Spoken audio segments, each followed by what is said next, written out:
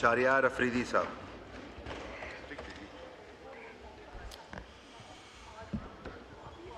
शुक्रिया deputy speaker साहब।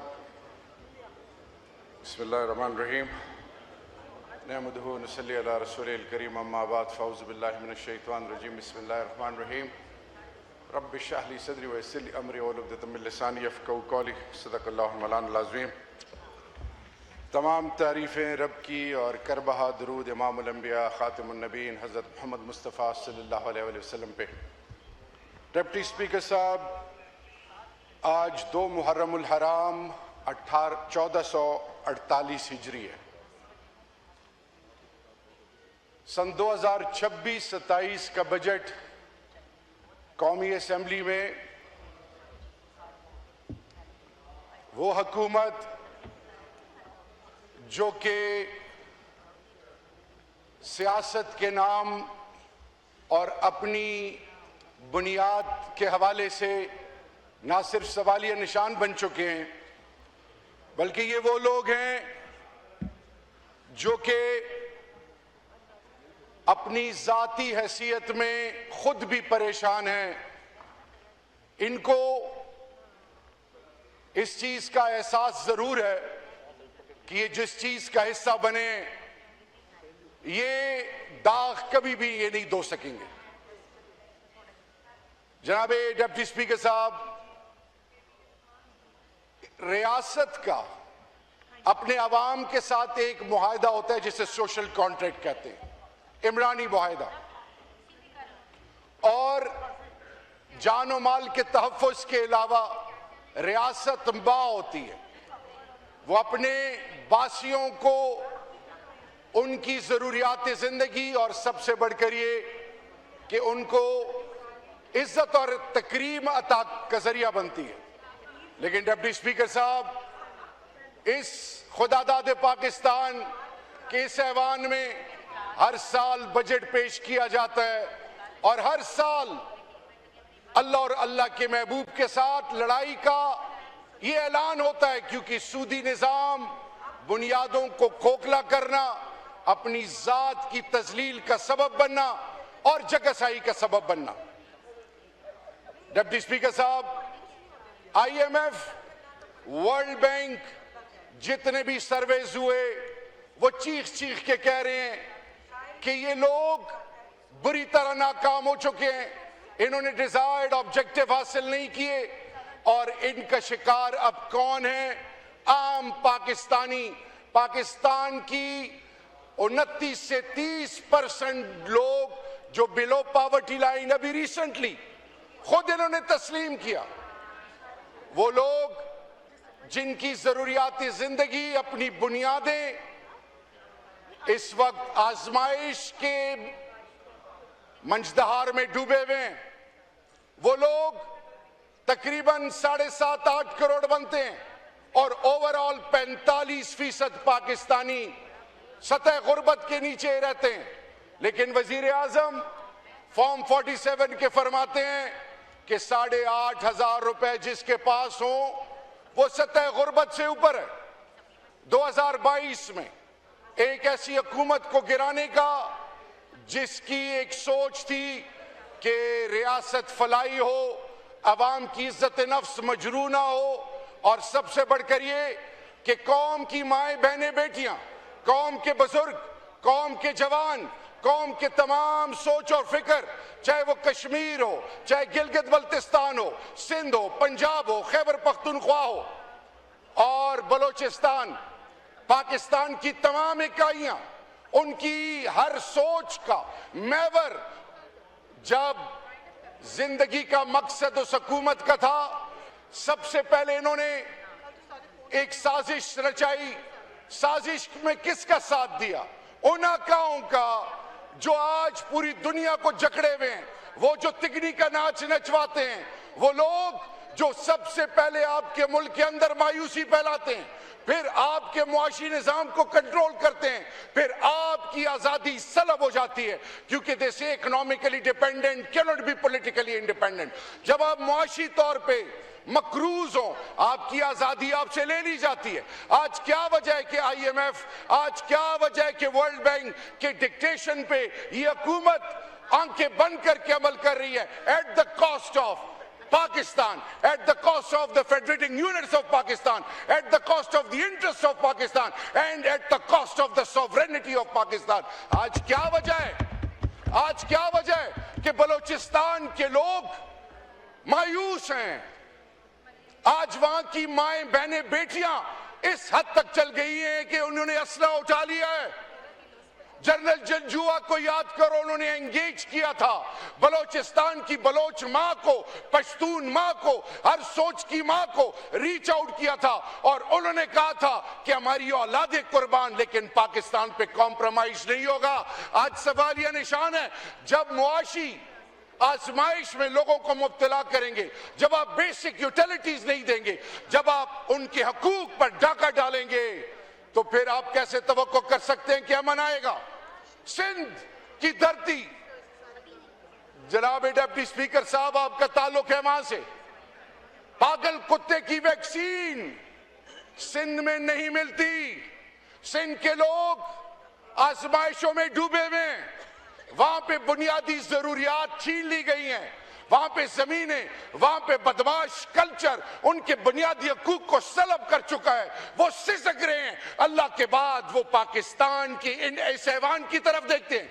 लेकिन जब इस ऐवान में बैठने वाले ईमान फरोशी करें कुछ टकों के लिए, जिसके जरिए अल्लाह ने उनको इन ऐवानों में बेचा हो, उसके साथ धोखा करें, तारीख उनको कभी माफ नहीं करती। इसी तरह पंजाब की मां CTD, जुल्म और जबर, आजमाइशों का इम्तिहान, लूट कसूट, करप्शन के शिकंजे में जकड़ी हुई है। जहाज के लिए सब कुछ है, जाती जहाज के लिए पैसे हैं, बुनियादी जरूरियात के लिए तजलील आम पाकिस्तानी और आम पंजाब के लोगों का उन्होंने मकसद बना लिया। थाना, कचहरी, महंगाई, बिजली, गुर्बत, तंगदस्ती, बेरोजगारी ने आम पंजाब और पाकिस्तान की सोचों को जकड़े में लिया हुआ है। खैबर पख्तूनख्वा, बदामनी, दहशतगर्दी, गुर्बत, महंगाई, फिर जलील कर लो, बेइज्जत कर लो, फिर बिजली नहीं, गैस नहीं, PSDP, एनुअल डेवलपमेंट में उनके लिए हिस्सा नहीं, उनकी जरूरियात जिंदगी।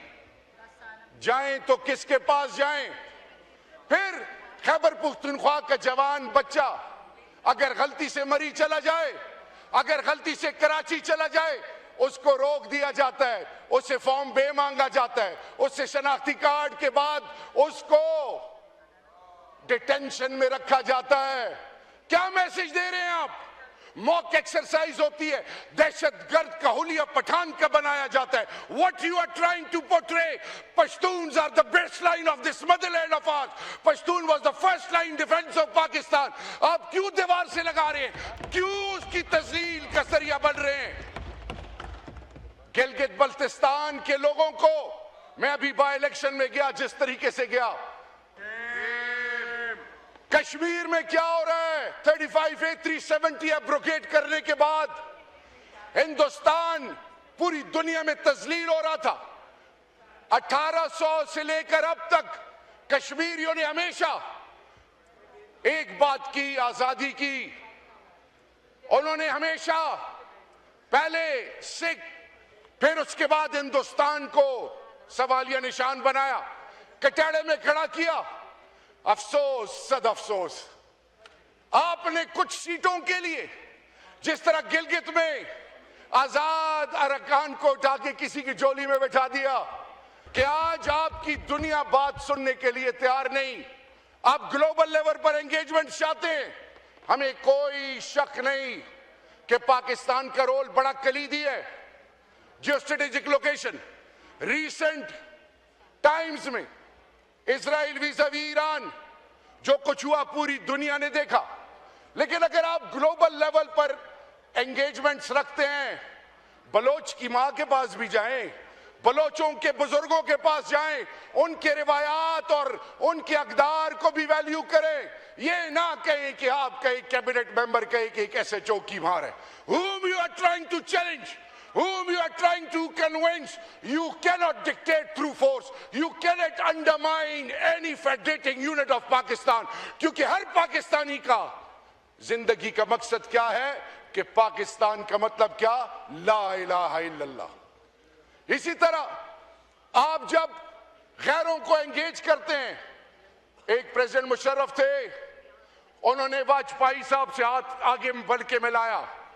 खुदा के लिए पाकिस्तान की सबसे बड़ी पॉलिटिकल पार्टी, सलाम है इन पार्लियामेंटेरियंस को, इस बजट में इनकी स्पीचेस, इनकी करज, इनकी कमिटमेंट, इनकी डेडिकेशन को सलाम है। ये वो इमरान खान के सिपाही हैं जो पंजाब असेंबली, खैबर पख्तूनख्वा, सिंध कौमी असेंबली, सेनेट में इन पर हर हरबा इस्तेमाल किया गया, इनकी चादर और चारदीवारी को पामाल किया गया, इनके कारोबार बंद हुए, इनकी तजलील का हर जरिया इस्तेमाल किया गया। लेकिन ये ना झुके और ना बिके। फिर लोग प्लांट हुए कि पीटीआई के अंदर इनकी तजलील करें, इनको डराया धमकाया जाए। डिप्टी स्पीकर साहब, खौफ सिर्फ रब का है। पाकिस्तान हमारा है, पाकिस्तान के इदारे भी हमारे हैं। इमरान खान जो कौम के दिलों में धड़कता है, वो अंदर इत्मीनान से बैठा है, क्योंकि वो एक आजाद शख्स है, एक ऐसा शख्स जिसका होने का यकीन अल्लाह से है। वो आप लोगों का इम्तिहान ले रहा है, वो आपको एक्सपोज कर चुका है। आप आज अपने घरों में जाते हैं तो सर झुके हुए होते हैं। घर में आपकी अपनी फैमिली मेंबर्स आपसे मुतनफ्फर है, क्योंकि आपके घर का जो खिदमत गुजार है उसको आप लूट रहे हैं। आप यतीमों, नादारों, मिस्कीनों को लूट रहे हैं।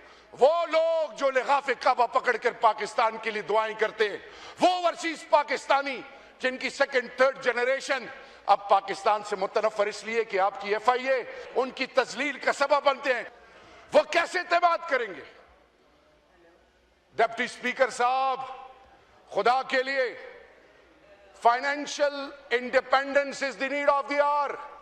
बैरिस्टर उमर ने एक फिगर कोट की कि 1935 एक्ट को पाकिस्तान में आज भी लागू है। चार्ज एक्सपेंडिचर्स के लिए 30% पे यहां वोटिंग होती है। अक्लमंदो, 45-50 साल के तजुर्बा रखने वालों, इक्तिदार के मजे लूटने वालों, सुन लो, 70% पाकिस्तान का बजट जो एयर कंडीशन में बैठा बाबू बना रहा है, आप उसमें वोटिंग ही नहीं कर सकते, आप इस पार्लियामेंट को आजाद ही नहीं कर सकते। आप अपनी हैसियत और अहमियत खो चुके हो। आपको नहीं पता कि आपने बुनियादों का जनाजा निकाल दिया है बदकिस्मती से। डिप्टी स्पीकर साहब, IMF का बजट आप कैसे आंखें दिखा सकते हैं? मकरूज की कोई हैसियत नहीं होती। खैबर पख्तूनख्वा, जनूबी अजला, कोहाट, हंगू, करक oil and gas producing division है, अरबों रुपए नेशनल एक्सचेकर में दे रहे हैं। मुझे 10% ऑफ द टोटल अमाउंट साल में सूबे को दिया जाता है, वो भी पीनट्स में। मेंबरान ऑपोजिशन को 1 रुपए नहीं। बिजली, गैस की लोड शेडिंग, आटा मुझे भेजा जाता है रोक रोक के, जलील कर करके। आप हर किस्म के मेरे ऊपर केसेस लगाते हैं, वो लोग जो हक और सच की बात करते हैं। मैं लाहौर जाऊं, कोहाट का कोई बासी लाहौर जाए, पेशावर जाए, कैंटोनमेंट्स में जाए, अंडर पासेस हैं, फ्लाई ओवर्स हैं, अप्रूव स्कीमें हमारी नहीं वहां पे चल रही, हमें इजाजत ही नहीं है।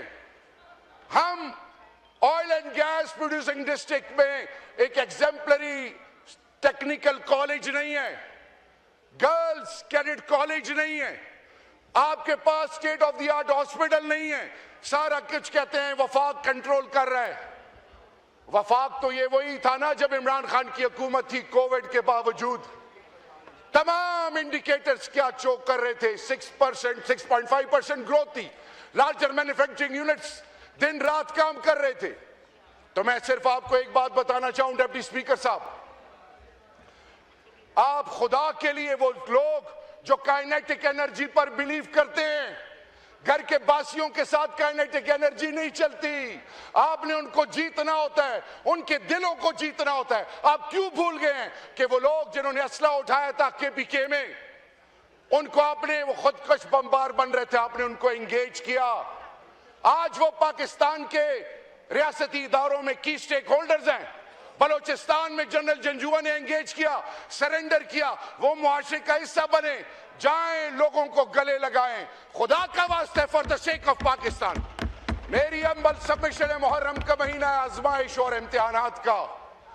अपना सर तब आपका उठेगा जब घर से आप मजबूत होंगे, जब आप माओं की, बहनों बेटियों की इज्जत और इज्जत नफ्स मजरू नहीं होगी, जब जवान खुशहाल होगा। यूथ को आप ह्यूमिलिएट नहीं करेंगे, यूथ पर इन्वेस्टमेंट करेंगे। ह्यूमन डिग्निटी तुम्हारी प्रायोरिटी नंबर 1 होगी। अगर तुम इस चक्कर में हो कि किस तरीके से किसकी तस्दीक का सबब बना जाए, तो इससे क्या होगा? खुदा ना खास्ता एंटी पाकिस्तान कुव्वतें फायदा उठाएंगी। फॉल्ट लाइंस आपके पहले ही इतने हैं, उनके लिए यूनिट्स को एंगेज करें, पश्तून को एंगेज करें, अफगानिस्तान को एंगेज करें, कबाइल्स के थ्रू बलोचिस्तान में सबको गले लगाएं, सिंध में तमाम सोचों को, तमाम मकातब फिक्र को, और फिर आखिर में आप एंगेज करें उस शख्स को जिसका नाम इमरान अहमद खान नियाजी है। वो एक ऐसा किरदार है, उनकी इज्जत और अजमत को सलाम, उनकी वाइफ, उनकी बहनें, उनका पूरा खानदान भांजा, सलाम है पॉलिटिकल प्रिजनर्स को, सलाम है वो लोग जो आज भी इमरान खान के साथ डटे हुए। तो डिप्टी स्पीकर साहब, let me conclude it with this. Wind up करें प्लीज। ये बजट आदाद और शुमार का गोरख धंधा है, डिसेप्शन है, फरेब है, धोखा है, गैरों के इशारों पे चलने वाला। तालीम, सेहत नाम की चीज पहले ये 18th अमेंडमेंट के जरिए बुलडोज कर दी गई, अब आपकी सॉवरेनिटी पर सवालिया निशान है। Wake up before it's too late, for heaven sake, for the sake of Allah, खुदा के लिए। जब कौम मुत्तफिक और मुत्तहिद होगी, जब कौम मुत्तफिक और मुत्तहिद होगी, शुक्रिया, बस हो गया, बस हो गया। नहीं, मैं गलत बात की नहीं है, आपका 7 मिनट एक्स्ट्रा हुए। आखिरी बात कीजिए, माइक खोले। जैसे मैंने कहा डिप्टी स्पीकर साहब, पाकिस्तान आपसे एक ही चीज मांग रहा है, मेहनतकश मजदूर किसान सफेद पोश, कि उसकी चादर और चारदीवारी को पामाल ना किया जाए, उसकी जरूरियात जिंदगी उसको मिल सके, उसकी इज्जत नफ्स का जनाजा ना निकले, और आखिर में पाकिस्तान का सब्ज़ लाली परचम कभी भी सरनिगू ना हो। अल्लाह मेरे मुल्क के पाकिस्तान को कायम दायम रखे, अल्लाह हमें इज्जतों का महवर बनाए। Better days will definitely come. Futures belong to Pakistan. Imran Khan has emerged as not only a leader, as a statesman. Imran Khan और पाकिस्तान